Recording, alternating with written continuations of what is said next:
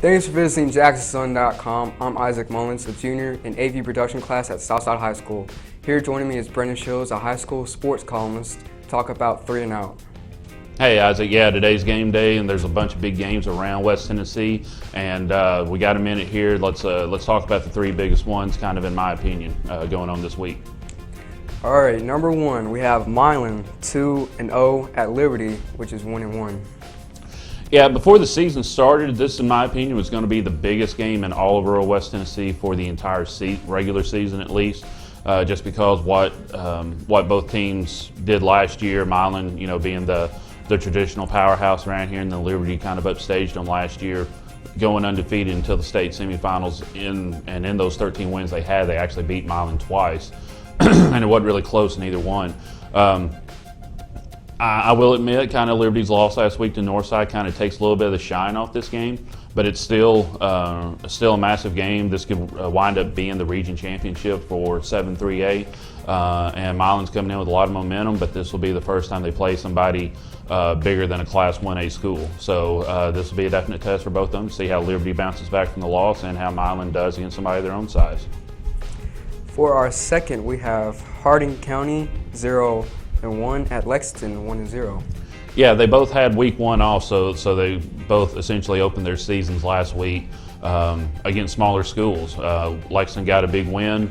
Hardin County lost in a defensive struggle when they allowed a late score against Adamsville. So they're wanting to come in. They feel like they got a lot to prove after that loss to Adamsville. Lexington just kind of wants to keep rolling after getting the big win over Riverside, but I think this week's going to be a little more difficult than that 44-9 win they got on Saturday. Davius Prather is the quarterback for Hardin County. He's a starter, and he's mobile.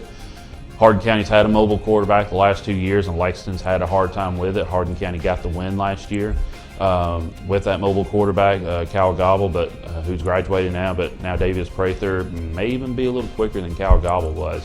So we're going to be looking to see just kind of how Lexington's defense handles Hardin County's offense in this one. Finally, we have Bolivar 2-0 at Covington 2-0. Throughout the preseason, I've been kind of touting Bolivar as a team to watch, a team that could overachieve compared to recent years. And last year was the first year for Bolivar to get into the playoffs in 4 years when they finished 3rd in Region 8-3A.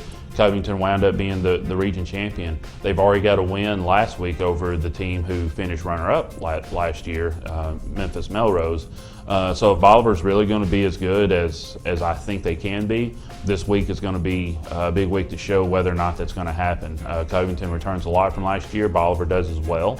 So it'll be a big challenge, particularly with Bolivar going to Covington. But I think Bolivar is up to the challenge to compete with them, but we'll see exactly how improved they are on Friday night. Well, thanks for joining us, Brendan. I'll see you at the game. All right, thanks for having me on, and we'll see you tonight.